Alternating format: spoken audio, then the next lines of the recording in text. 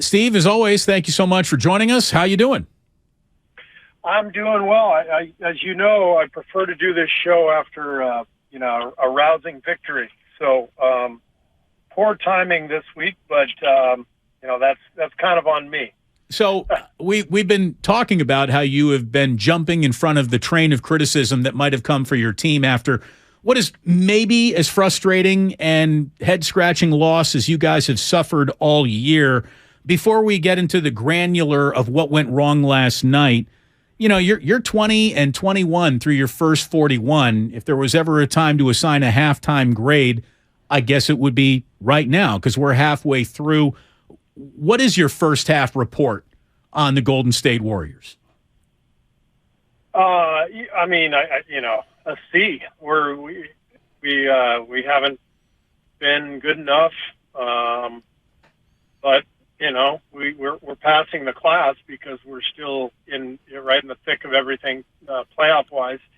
But it's not good enough, obviously. So our guys know that, our staff knows that, and we do feel really good about our path ahead and where we're heading. But we've got to do better, and that's about as clear as I can make it. So you're not prepared yet to start cheating on exams? No, I will not be, nor will I be purchasing the Cliff Notes. I'm going to read the book. So we're going to get there. What is the most, to your way of thinking, the most frustrating part of the first half? And you can't say injuries because everybody's got some, and that's just bad luck. Yeah. Is it the fact that you haven't gotten consistent defense? You tell me. What's the thing that makes you grind your teeth the most about the first 41 games? I think just the stops and starts. We haven't really built momentum consistently. We've had a weird, home road variance that would speak to, a lack of execution and resilience, because that's what you need to win on the road. So I think all in all, just we're just not good enough right now. But having said that, I do feel very strongly that our team has the ability to get where we need to go. And I've watched these guys for years, our core guys, rise to the occasion. I know what they're made of, and heading into the second half, I think we can see pretty clearly on tape, some of the things that are causing us problems, and we're going to address those. And I believe in our guys. I think we'll get there. So you have said that it's the games that look easy that are, like, by definition, the trap games waiting for you in this league, because other teams come out and they might be shorthanded, but shorthanded is opportunity for others, and this is a league full of competitive guys looking to take advantage of their opportunities. You said last night you blamed yourself for not having your guys ready to go. Did you mean tactically? Did you mean motivationally? Because you don't seem to look past teams. So I'm going to put it more back on the guys in your locker room than you, to be totally honest with you, last night's loss. What can you do to change that? Because I don't think rah, rah, rah, win one for the Gipper speeches really work well in professional sports, certainly not in a locker room as experienced as yours. Yeah, I just feel like there's a couple losses like this every year, and every team goes through this, where during the 82, you run into a team that's wiped out and you let your guard down, and that team comes in and they've got 7 or 8 vets who are dying to play, and guys like Saric last night, Torrey Craig, guys who maybe don't get to take on a role most nights, Josh Okogie, all these guys, they're pros. They've been around for a while and they've had success. And I just feel like, when those nights happen, it's like I kick myself afterwards for not walking into the locker room and banging on the walls, during our pregame meeting and yelling, do you guys understand what's about to happen?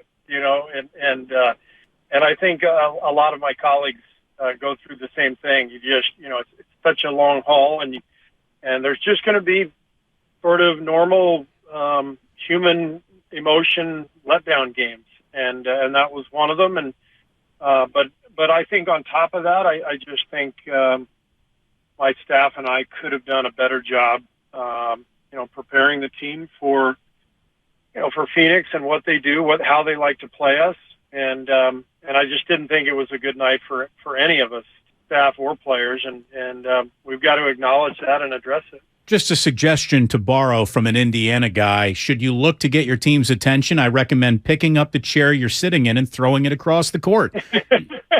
You'll lead off SportsCenter, I can promise you that, Steve. Yeah, that would work. I'd be out of a job, but it might work for that night. I want to pursue this a little bit because I'm wondering how you pound the wall and say, do you guys get what's going on here, to a team of veterans? And it makes me think of when you were with the Bulls. That was a team that was long on years by the end of their run. And I'm wondering how many times Phil Jackson resorted to that. I think it's different. Every team is different. Our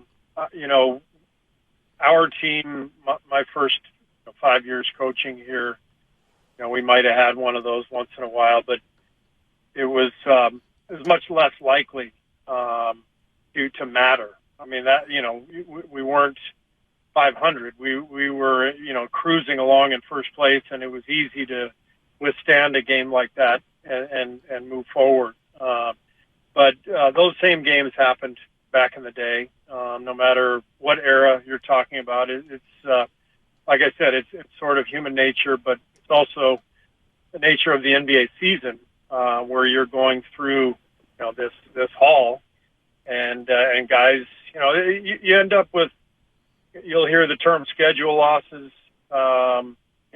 schedule wins. Like sometimes things are just lined up for you, and then sometimes things are lined up for a trap. And I think that was, in hindsight, sort of that perfect scenario last night where, we're trying to reconfigure our rotation. We got a couple guys coming back in who haven't found their rhythm yet, and we're going against a team that's severely undermanned. That's a trap, and we fell into it. You talk about how you're not where you want to be, and we're talking with Steve Kerr here on 95.7 The Game.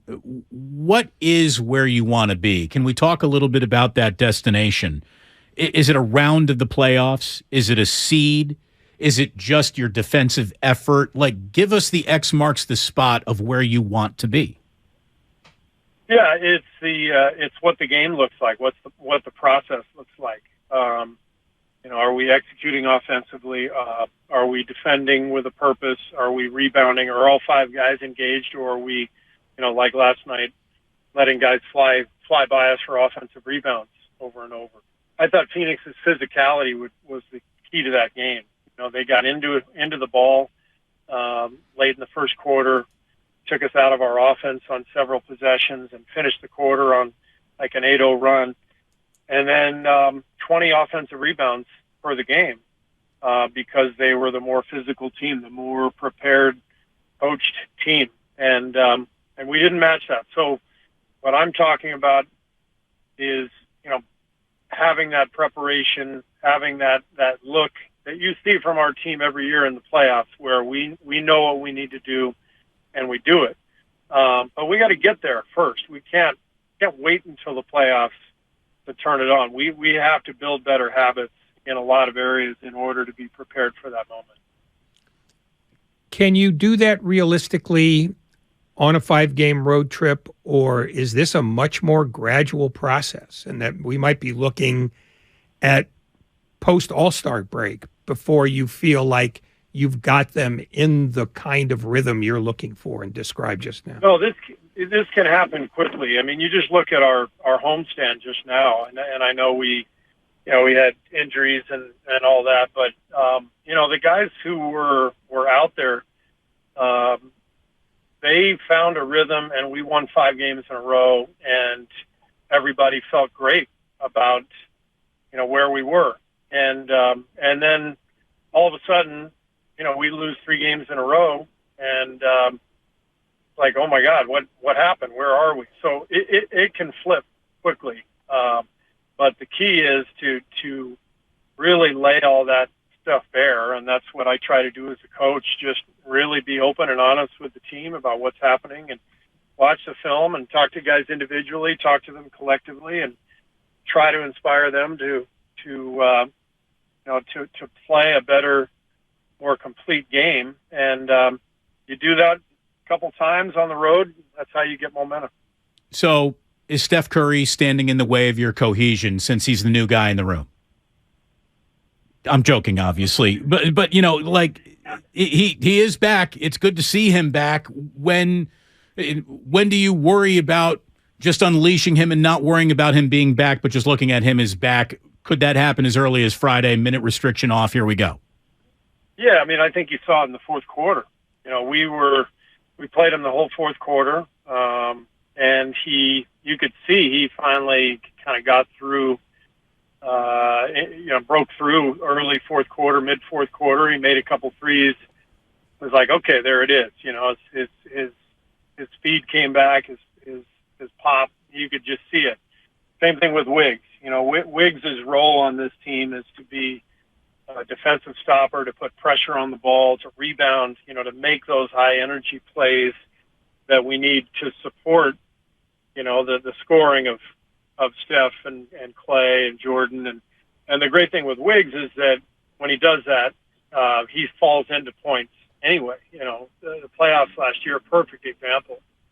20-plus games in the playoffs, and he was our best defender, and he was a rebounding fool, and we won the whole thing. Like that's what it's got to look like. But you could see Wiggs wasn't himself until the fourth quarter. So he found it too, and I don't think Steph and Wiggs are just now automatically 100%, but they broke through a barrier last night, and I think that bodes well for the road trip. How much longer until we see Jonathan Kuminga back part of the team picture? Well, he hasn't practiced yet, so that's he's still a little bit away. We're going to need him. He's developed into a really good defensive player, and plays an important role for us. So we'll see. I don't know how long it's going to be, but we need him back. Wiseman going to be back in the mix anytime soon, maybe on this road trip? Same thing, hasn't practiced, nor has JaMychal. So all three guys need to get some practice time in before we can count on any of them to play any games. So it's going to be a little bit. Has Moses Moody completely fallen out of, I don't want to know, what is your favor, your rotation? It's been a while since we've seen him in any significant portion of a game. What's going on with his development, and might we expect him playing a part in your success this year at any time? Yeah, of course. I mean, he played a part in our success last year, and he was a rookie then. So I think that's why we're surprised he's not in the mix at all now, because it looked like a great start. Yeah. I think what you have to keep in mind is there's only so many guys you can play, and frankly, Anthony Lamb and Ty Jerome have both played really well and played positions of need for us given the injuries, and that's why those guys have seen more minutes than Moses. I'm a big fan of Moses. I think he's got a bright future. What I told him was that this is year 2 of a 15-year journey, so you can't look at it game to game. Can't be this emotional roller coaster. You just have to look at it big picture, and I think Moses will be fine. It's just it takes time for young players to develop, and this is all part of his development. You've said in the past that one of the things that you've had going for you as a team is the fact that nobody has really sort of taken command of the conference and run away from everybody else. Are you running out of time to be able to apply that logic? Do you see teams that are poised to start running away from things if you can't get your stuff together? Or do you think it's going to be the kind of year where, a team's going to win 56 games and win the conference and you'll be in it throughout? Yeah, I mean, it obviously over the last 3 games, we've fallen behind Memphis and Denver, the teams that have extended themselves a little bit. And you look at half the season left, and all of a sudden you're 7 games back instead of 3 or 4. It's a big difference. So I don't pay too close attention to that. I think what our team and I are most interested in is the process of getting better and playing well and stringing together some good games. We do that, and we start winning, then all that stuff kind of takes care of itself. And ideally you want to be healthy and playing well going into the playoffs, and you want to avoid the play-in tournament, and those are all things that are well within our grasp. Steve, will the romance of a game in the Alamo Dome wash over you at any point in time on Friday? I'm looking forward to it. It's going to look different. I mean, when I played in the Dome with the Spurs, we played in the corner of the Dome, and they rolled up some bleachers and a huge curtain, and you played in kind of one pocket of it. This game, as I understand it, is going to be played in the middle of the Dome, and it's going to feel like we're out in the middle of nowhere. And we're flying in tomorrow first thing, and then practicing once we get there, which will be good for our guys to get some shooting up, get used to the sidelines and all that. But I am looking forward to it. Just a place that my family and I spent for many years in, and a lot of great memories with my time with the Spurs. So it's always fun going back there. It's going to feel like a Final Four game. Mm-hmm. Yeah, it will feel like a Final Four, and some of our guys have experienced that type of atmosphere. Draymond, Steph, both in college, played it in domes. I think Dante and Jordan Poole, played in Final Fours in big, huge domes. So there is some experience with it. Let me ask a more pertinent and burning question that may strike you weird.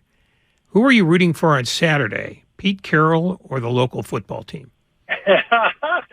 I'll tell you what, I've really enjoyed watching the Niners this year. I've gotten to know John Lynch and Kyle Shanahan a little bit. I went down to their facility early in the season, watched them practice, spent some time with them, spent some time with both of them in the off season in San Diego. So, being here in town, it's easy to just feel the energy for the Niners and the momentum they've got, and I'm absolutely pulling for the Niners, and just don't tell Pete that. You got a couple of you got a back-to-back on this 5-game road trip. Starts in San Antonio, then it goes to Chicago.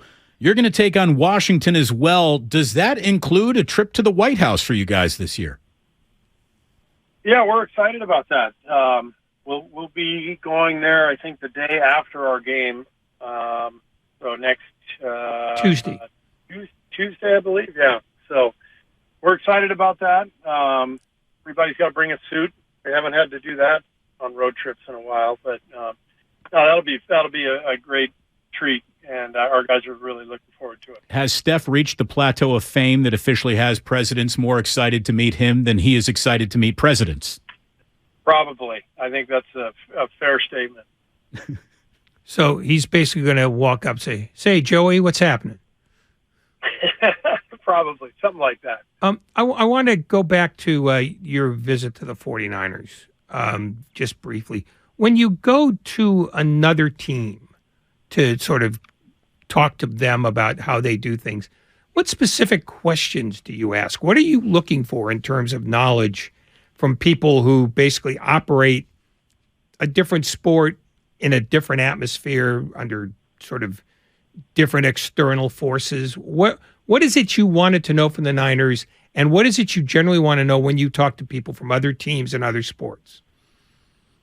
Yeah, so when I visited with Kyle last summer, we didn't play in the same group, but we were part of a couple of foursomes that went out, and we had a beer afterwards, and we were sitting there after the round, and I said I just am interested in the details. Like I love football, You watch the quarterback come up to the line, and he's pointing out, 51's the mic, and saying all this terminology and Omaha, and so I just asked Kyle, like, what does all that mean? Like, what's happening? What is the quarterback talking about? And it was fascinating hearing his answer, because he explained what quarterbacks are doing in general. Pointing out the where the middle linebacker is to help the offensive line, in their blocking scheme. But then he followed it up by saying, I think some of that is just overkill. And, I like to simplify things for my teams and my quarterbacks. And like that stuff translates directly to what we do and what we teach. And I think there are a lot of things that I've learned from football and from soccer that you can implement on the basketball court. And that's one of them. Like we might run, 5 or 6 basic patterns with the Warriors. How can we simplify that? And one way to simplify it is to have different. You can dress it up. You can dress up your stuff with different looks, but then you're still running the same action. That's a good way to keep it simple for the players, because then they know, like, these are your main 5 or 6 actions. The other stuff is just sort of, you're trying to confuse the defense. It's the same concept in terms of after timeout plays in basketball. That was a great question, Ray. And that was a great answer, Steve. Thank you very much. That was good. Never mind that. Who bought the beer? I think Kirk McCaskill, former Angel pitcher, you may remember. I think he paid for the beers that day. So that's what you do when you go to other teams. You look for a third guy to pick up the tab. Always. Smart. Always. Yeah. That's that's good scouting is what that is. How often, since we're talking about what you learn and what you need to change and like the skullduggery of it all, how often do you have to change up your in-game calls because, the other dugout is studying the third base coach? Yeah, you don't do a ton of that. Every NBA team has a traveling scout that is looking at that, and they're sitting courtside. We have our own, Scott Vaughn, who sits courtside. At the last Spurs game, he was definitely there, and he was charting all of Pop's calls. And you can, if you want, you can kind of mess around with that a little bit. One way to do it is, you could, they run an out-of-bounds play, and instead of naming the out-of-bounds play, let's say you watched a college game in Michigan, ran a great out-of-bounds play. You could call it Michigan, or you could just, say to the team, hey, any Big Ten school we name, that's the same play. So you could run the same play and call it Iowa State and try to confuse your opponent. We've done that before. The problem is you usually confuse your own guys, too, so you got to be a little careful with that. Well, I mean, Iowa State's in the Big 12, so you just confuse yourself. There you go. That's Steve, thank you for joining us as always. Good luck on the road trip. Further health to you and your team going forward. I know you want the second half to be a lot better than the first half. And I'm just happy to learn that when you get together with other coaches, you're not talking about Bay Area media members you want to go about avoiding. So that's music to my ears. Thank you very, very much as always, and good luck. All right. Thanks, guys. We'll talk to you next week.